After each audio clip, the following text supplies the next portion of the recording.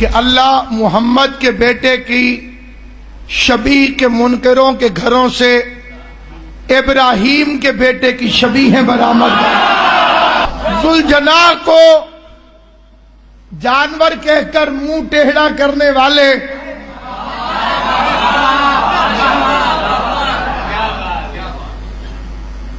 جانور کا احترام فرما رہے ہیں، ہم سے یہ کہنے والے کہ یہ وہی گھوڑا تھوڑی ہے جس پر امام حسین بیٹھتے تھے۔ میں پوچھتا ہوں یہ وہی دمبا تھوڑی ہے جو جنت سے آیا نا؟ لائے تو آپ بھی بکر منڈی سے ہیں اور بڑا ٹٹول ٹٹول کے لائے ہیں، بڑا دیکھ بھال کر کے لائے ہیں، سینگ ٹوٹا ہوا نہ ہو، آنکھ کانی نہ ہو، پاؤں سے لنگڑا نہ ہو، تم پورا سال گوشت کھاتے ہو، کبھی تم نے کسی کسائی سے نہیں کہا کہ یہ جو گوشت دے رہے ہو یہ بکرا اندھا تھا، لولا تھا، لنگڑا تھا، سینگ پورے تھے کہ نہیں؟ آخر مسلمانوں سے پوچھتا ہوں اسی ایک دمبے کے لیے اتنی تحقیقات کیوں؟ تو جواب آئے گا جناب یہ اس کی جگہ آ رہا ہے جو بے عیب تھا۔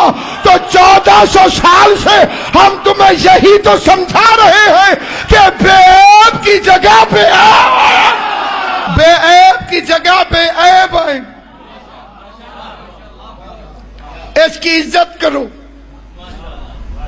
اس کا احترام کرو، اس کی رسی کو بھی زور سے نہیں کھینچ سکتے، اسے مارنا بھی نہیں۔ وہ جو کہتے ہیں ذوالجناح کو گلی میں نہ لے کر آؤ، ان کے بچے گلی گلی میں دمبے پھراتے ہیں، کیونکہ بچہ بچہ ہوتا ہے، بے ایمان نہیں ہوتا۔ اس کا احترام ہر مسلمان اس کا احترام کرے، لازماً احترام کرے۔ اور یہ اکلوتا نبی ہے جس کی اللہ نے یاد منوائی۔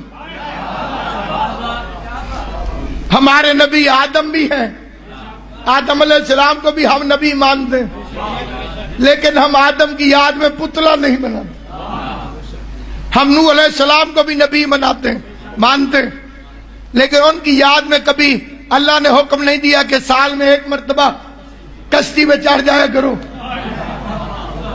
تاکہ نوح کی یاد ہو جائے۔ موسیٰ کی یاد میں پہاڑ پر نہیں چڑھتے، عیسیٰ کی یاد میں پرندے نہیں بناتے، آخر ابراہیم کی یاد کیوں؟ امیر ہو تب مناؤ، غریب ہو تب مناؤ، امیر ہے تو وہاں جا کے مناؤ جہاں ہوئی تھی۔ ملنگوں کی طرح کے 2 کپڑے پہنو، گن کے 2 چادریں، لیکن ان کا رنگ سفید ہونا چاہیے۔ دنیا میں آؤ تو کپڑے کا رنگ سفید، دنیا سے جاؤ تو کپڑے کا رنگ سفید، اللہ کے گھر جاؤ تو کپڑوں کا رنگ سفید ہے یا نہیں ہے؟ کفن کا رنگ سفید، دنیا میں آئے تو جو کپڑے باندھا گیا اس کا رنگ سفید، اللہ کے گھر گئے تو رنگ سفید۔ 4 پتھروں کے درمیان حج گھومتا، سارا مجمع چپ کر جائے کیونکہ میں خود حاجی ہوں تو میرا تجربہ ہے۔ 3 پتھروں کو مارنا پڑتا ہے، 1 کو چومنا پڑتا ہے۔ شیطان کی نشانی اور ہوتی ہے، رحمان کی نشانی اور۔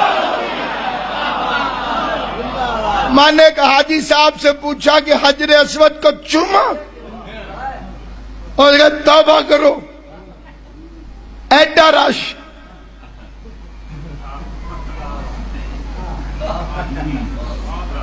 اتنا رش، میں نے کہا پھر؟ کہتا میں نے دور سے اشارہ کیا۔ میں نے کہا مولوی تو پاکستان میں مان نہ مان، کعبے میں تجھے ماننا پڑے گا کہ اگر کسی پاک جگہ کے پاس نہ پہنچ سکو تو دور سے اشارہ بھی کرو تو سلام پہنچ جاتا۔